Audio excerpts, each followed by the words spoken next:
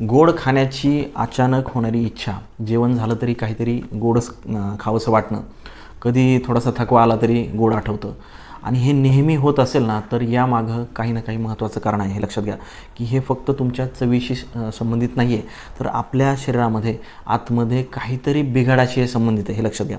त्याचं पहिलं कारण असतं तर ते म्हणजे रक्तातील साखरेमध्ये थोडंसं चढ उतार होणं. शुगर जर खूपच कमी जास्त होत असेल, समजा तुम्ही वारंवार थोड्या थोड्या अंतरानं काही ना काही सारखं खाताय आणि अगदी पचायला सोपे पदार्थ खाताय, जसं की ब्रेड खाताय, बिस्किटं खाताय, कधी कधी फरसाण खाताय, तर त्यावेळेस काय होतं, रक्तातली साखर झपाट्याने वाढते आणि काही वेळामध्येच ती साखर कमी होते. यामुळे आपलं शरीर गोंधळून जातं.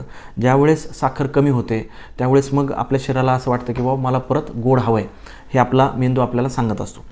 दुसरी महत्त्वाची गोष्ट म्हणजे जर तुम्ही कमी झोपत असाल आणि तणाव खूप जास्त असेल, तर आपल्यामध्ये एक ग्रेलिन नावाचं भूक वाढवणारं हॉर्मोन हे वाढतं आणि लेप्टिन नावाचं जे हॉर्मोन असतं की जे आपल्याला भूक भागल्याचं सेन्सेशन देतं ते कमी होतं. त्यामुळं गोड खाण्याची क्रेविंग्ज, आपली इच्छा वाढते आणि आपल्याला ते खाल्ल्यानंतर आपल्याला बरं वाटतं, फील गुड वाटतं. त्याचं कारण म्हणजे आपल्याला डोपामिन मिळत असतं. पण परत नंतर थकवा आला की पुन्हा क्रेविंग सुरू होतं आणि ही सायकल सुरूच राहते.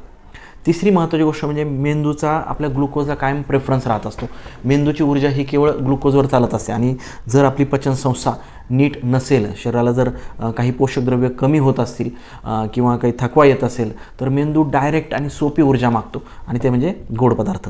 आता चौथी महत्त्वाची गोष्ट म्हणजे लपलेली साखर आणि त्याच्यावर आपलं अवलंबत्व, की जर समजा तुम्ही रोज चहा किंवा साखर घातलेलं ताक, फळं, ड्रायफ्रूट्स मधून जर तुम्ही खाणं करत असाल, तर आपल्या शरीराला ग्लुकोज सारखं मिळत राहतं आणि ज्यावेळेस गोड देणं थांबतं त्यावेळेस विड्रॉलसारखी अवस्था येते. म्हणजे एखाद्या दारू पिणाऱ्या माणसाला जर दारू नाही मिळाली तर त्याला विड्रॉल म्हणतात आणि मग त्यामुळे क्रेविंग्ज होतात. आणि मग ह्या सगळ्या गोष्टींवर उपाय काय आहे, तर प्रोटीन आणि फायबरयुक्त जेवण ठेवा, म्हणजेच साखरेचा चढ उतार तेवढा होणार नाही. उदाहरणार्थ उसळ, सूप, दिरडी, वरण भात किंवा कोशिंबीरयुक्त सगळी थाळी.